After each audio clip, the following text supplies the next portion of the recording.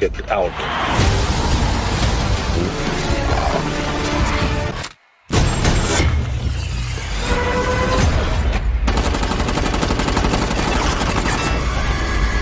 হে বন্ধুরা, কেমন আছেন সবাই? আশা করি অনেক ভালো আছেন।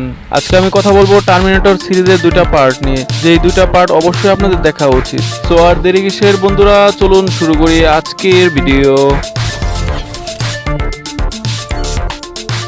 টার্মিনেটর ডার্ক ফেট এই মুভির সম্পর্কে যদি একটু সংক্ষিপ্তভাবে বলি, তার আগে আপনাদের একটু পরিচয় করিয়ে দেই। এই হলো সারা কর্নর, একজন মহিলা অভিজ্ঞ যোদ্ধা। আর এই হলো গ্রেস, যাকে ভবিষ্যৎ থেকে পাঠানো হয়েছে। আর গ্রেস হচ্ছে একজন সুপার হিউম্যান, টার্মিনেটর না, মানুষদের থেকে অনেক শক্তিশালী।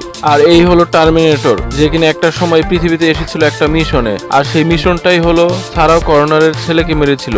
আর এই জন্য টার্মিনেটরকে দেখে সারা কর্নর অনেক ক্ষেপে গিয়েছিল, কারণ এই সারা কর্নরের ছেলেকে টার্মিনেটর মেরেছিল। আর এই হলো ড্যানি, যাকে বাঁচানোর জন্য মূলত গ্রেসকে পাঠানো হয়েছে ভবিষ্যৎ থেকে। আর এই ড্যানিকে বাঁচানোর জন্য গ্রেসের সাথে সাহায্য করে সারা কর্নর আর টার্মিনেটর। আর এই হলো ড্যানিকে মারার জন্য ভবিষ্যৎ থেকে আসা আরেকটা টার্মিনেটর, যার নাম হলো রেভ 9। আর এই রেভ 9 টার্মিনেটরটি এতটাই শক্তিশালী ছিল যে তাকে মারাটাই আসলে অসম্ভব হয়ে গিয়েছিল। আর এই রেভ 9 শক্তিশালী টার্মিনেটরটি কেনই বা আসলো ভবিষ্যৎ থেকে ড্যানিকে মারার জন্য? তার কারণটি হলো আসলে স্কাইনেট টার্মিনেটররা জানে যে এই ড্যানি ভবিষ্যতে টার্মিনেটরদেরকে মারবে এবং তাদের বিরুদ্ধে যুদ্ধ করবে। শুধু তাই না, ওই যুদ্ধের সময় গ্রেসদের লিডার হবে এই ড্যানি। এজন্যই মূলত টার্মিনেটররা ড্যানিকে মারার জন্য টাইম ট্রাভেলের মাধ্যমে অতীতে আসে। I know you're scared, but I'm here to protect you. Seen one like you before.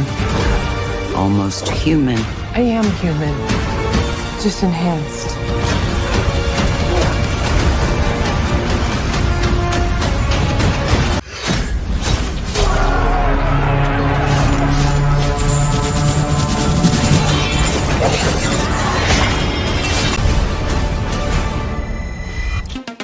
Terminator Genesis এই মুভির শুরুতে দেখা যায় 1997 সালের একটা কাহিনী দেখানো হয়, যেখানে দেখা যায় স্কাইনেটরা আর্মিদের যত নিউক্লিয়ার আছে তারা হ্যাক করে নিজেদের কবজা নিয়ে আসে। তারপরে স্কাইনেটরা ওই নিউক্লিয়ারগুলো অ্যাক্টিভেট করে দেয় আর পুরো পৃথিবী ধ্বংস করতে থাকে। আর ওই নিউক্লিয়ারগুলো অ্যাক্টিভেট হওয়ার পরে প্রায় 3 বিলিয়নের মতন মানুষ মারাও যায়। তারপর যেই মানুষগুলো বেঁচে থাকে তাদের মধ্যে থেকে আমরা একজন লিডারকে দেখতে পাই, যার নাম হচ্ছে জন কর্নর। আসলে এই জন কর্নরই মানুষদেরকে শিখায় কিভাবে স্কাইনেটদের বিরুদ্ধে যুদ্ধ করতে হয়।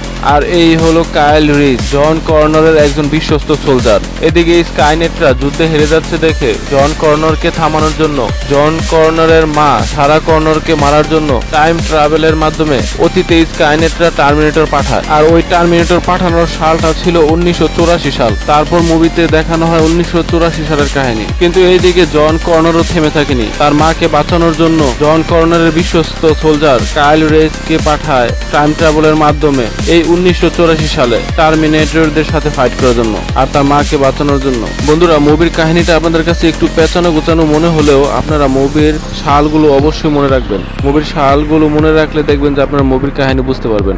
The Terminator. It is nice to meet you. I've been trying to teach him to blend in. I know it needs work. John, Hi, Mom. how can you be here? What are you doing? John!